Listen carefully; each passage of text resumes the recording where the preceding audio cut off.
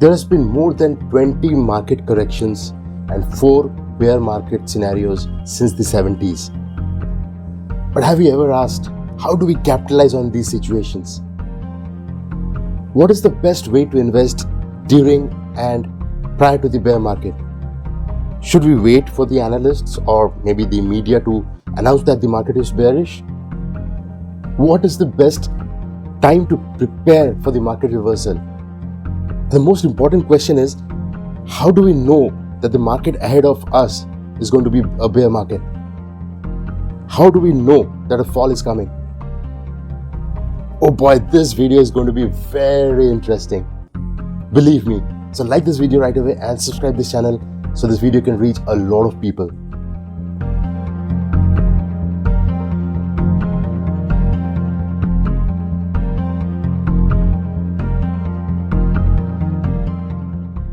So before we proceed, let's first try and understand what is a bear market. And actually, when can we term that the market is bearish? Well, as per 5paisa.com, what they say is, if there is a fall by 20% or more, followed by a negative investor attitude, that is a period when they term it as a bear market. The sad reality is what follows after the bear market, and that is a long-term recession, a long downturn, which can last for months or even years. We call it the economic recession. Many of us might have already experienced that in 2008, haven't we? But see, the most important question is, how do we understand that the market ahead of us is going to be a bear market, is going to be bearish? Is there a ring bell that's going to ring? Unfortunately, sorry, we would love it to be that easy, but the market doesn't become that simple. It isn't. But for all bear markets, we humans, we love to study. We have studied and seen some patterns. Now, these patterns have become a reference point to indicate future bear market situations. I mean, that's not a guarantee though, but still, it can still give you some hint that the market which is coming ahead of us is going to be bearish based on those indicators. Mainly, declining stock prices. A bear market can be characterized by a stock price decline of more than 20%. It can be even more than that. It can be severe, but at least if it falls by more than 20%, we term it as a bearish. So keep a simple eye or a look on the market and see what it is, how far the market has dipped. That's it. This could be an indicator. Negative investor sentiments. Negative sentiments, panic selling, panic in the investor community, widespread pessimism, panic sell-off. All of these, they contribute to a market downfall. Just think of the pandemic. People were afraid. Everything stopped.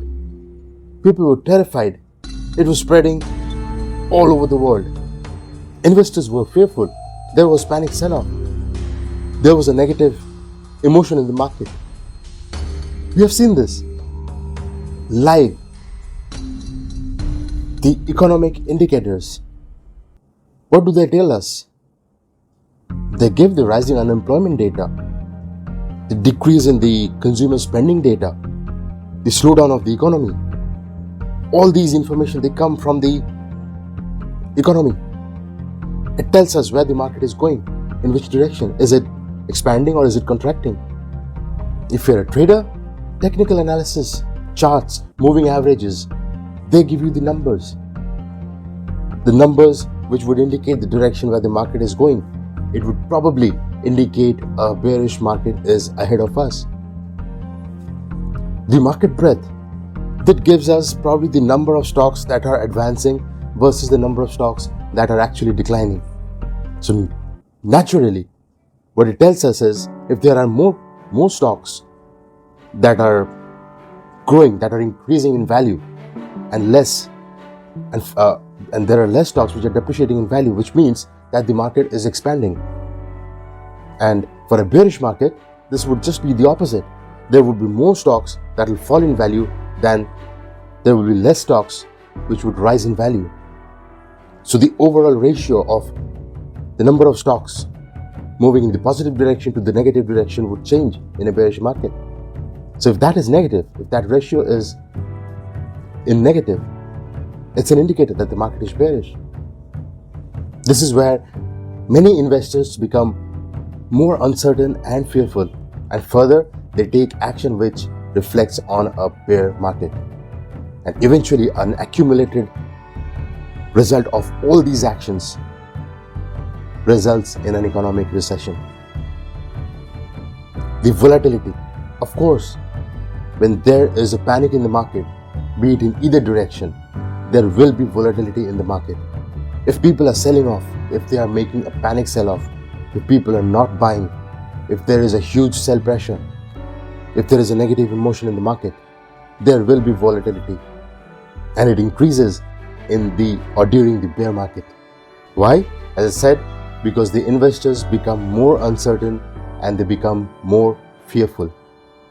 Well, these were some simple indicators, but a bear market can be very long.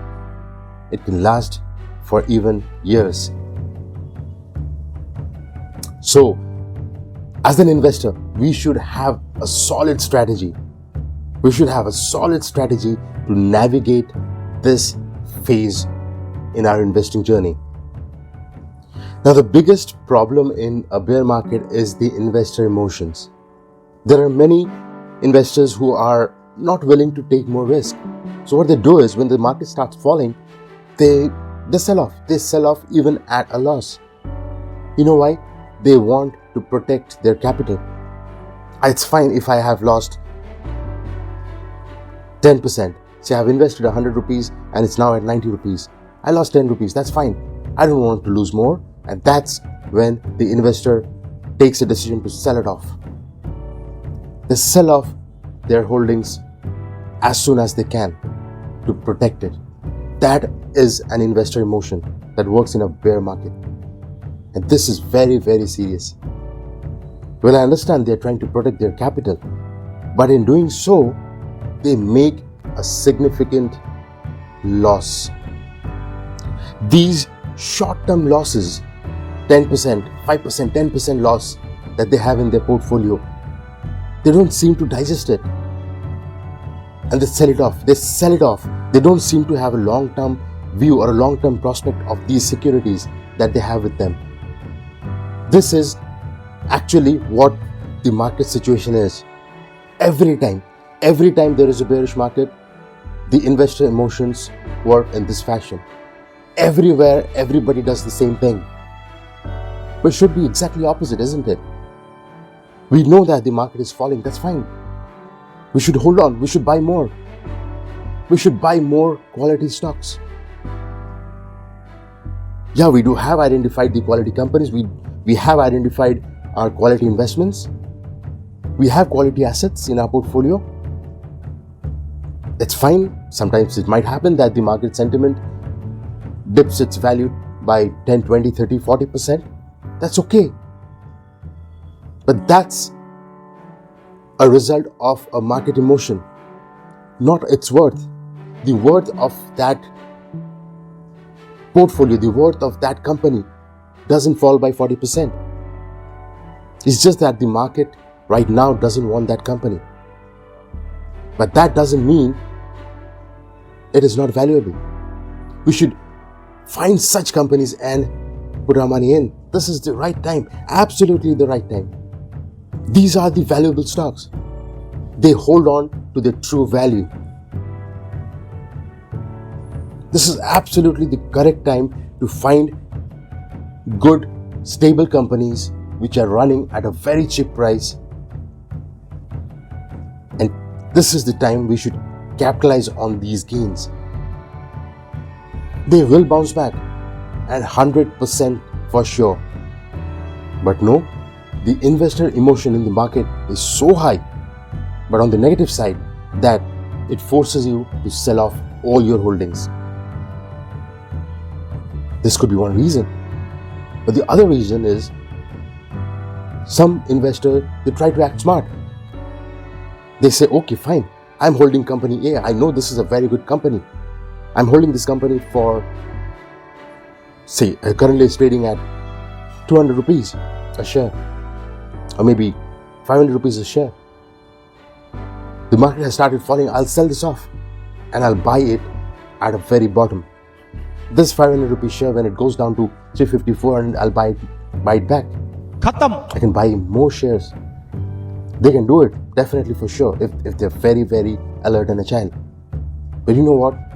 People miss out on these opportunities. Bye-bye, Tata, goodbye, Gaya. Very, very rarely would you find an investor who would successfully do this trick, who would sell off at high and buy at low. As soon as you make a sale, you're taxed for the gains. And after the taxation, whatever you have in hand, you keep it to buy at low. And by that time, probably there would be some other emergencies coming up on your way. For all common investors, I'm not talking of those who have a very rigid, solid mindset. I know they can make it. But for those who find it really very difficult to handle these situations, they should not go for this approach. So instead of selling off, what you can do is you go on a buying spree, but don't buy anything and everything. Buy only quality stocks that have weathered the market conditions over and over again for a very long period of time. These are some of the companies which you should be looking forward to in these situations, in a bear market situations. Not anything that has come up recently, or even if it's a company which is owned by a famous businessman you know. It doesn't matter. Might be it's owned by a famous businessman, but that particular company has not weathered the condition. So I wouldn't take a bet on it. So look for companies that has been there for a long time, that has been there for decades. Because it has been there for decades, it has faced the previous bear market scenarios and it has come back up strong. We have that data. And if that company has the same management, the same philosophy, the same product range, the same customer base, you can be sure, almost sure, that the same company would weather this bear market as well. If investing in stock looks very difficult for you, go for investing in index funds. That could be the easiest option for you. Index funds, they just track an index. If I assume you already have an index plan in your portfolio, you can add one more in these scenarios. Yes, the initial descent would reflect in your portfolio as a negative value. The NAV value would fall every day with every purchase you make. That's fine. But this negative dip is just for a fraction of time. When it bounces back, these purchases would be at a very good discount. The third best option could be the bond market, or could be the precious metals, gold maybe. You know what happens is, it's generally seen that the gold prices, they go up during a falling market and vice versa. The bond prices, they go up during a falling market and vice versa. So you can shift your stock investments from the stock market into gold bonds, into gold, to negate the bear market, to negate the dip that is there in the stock market. That's fine if you can do it. But you know what? All of these that you're doing, you have to do it keeping in mind that your investments are not short-term investments, they are long-term investments.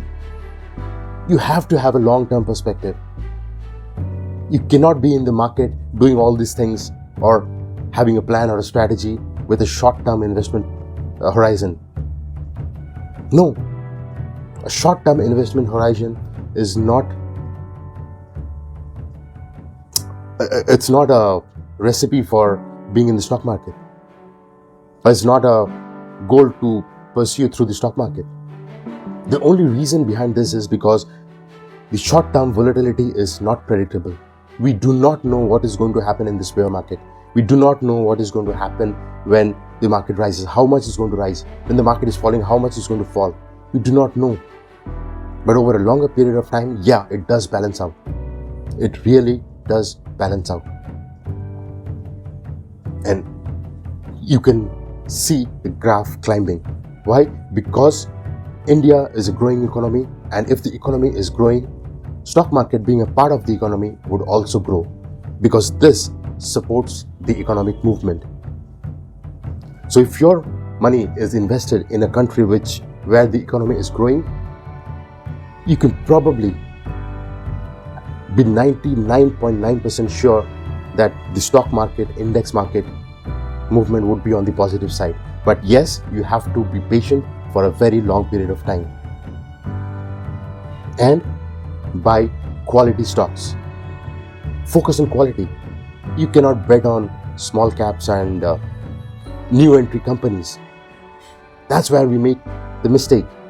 People sell off their holdings here when the market started falling. They now say, okay, fine, I now have a profit because I have sold it off. I'll put all this profit in a stock which is trading at 5 rupees a share, or maybe 2 rupees a share. I'll get 1 million shares. 1 million shares. That sounds good. But that is a horrible purchase. By any means, it's a horrible purchase. A stock trading at 1 rupee a share doesn't have any value in it. Absolutely not. And that is the reason why it is worth 1 rupee. Never do that. Never ever invest in small penny stocks during falling market, or completely avoid that from your investing strategy. But definitely not during a bear market. Focus on quality stocks, and once you do that, there is one more criteria which I would like to point out, is to consider defensive stocks. What do I mean by defensive stocks? By that, it wouldn't be a company which produces goods that people use on a regular basis, day in and day out, be it on a good day or a bad day or on any other day. People will definitely use it. See, these are the stocks that would always keep their value. Yeah, provided all other parameters are good. These stocks would retain and hold their position in the market. Companies that provide essential goods to human beings, regardless of the market situation, regardless of the situation in your country. These are the companies that are bound to do well. Yeah, I get you. I get you. When the price falls by 20%, it can be really, really frightening. Absolutely true. I understand. On an average, a bear market lasts about a year or a year and a half, maybe, on an average. So consider an average bear market period of 1.5 years is a very, very short period of time in your entire investment journey. So just have patience. Shift to purchasing quality stocks only. And for the rest, just endure. Just endure the period. You will definitely reap the rewards. That's it for today. See you again in the next video. Till then, SG signing off. Goodbye.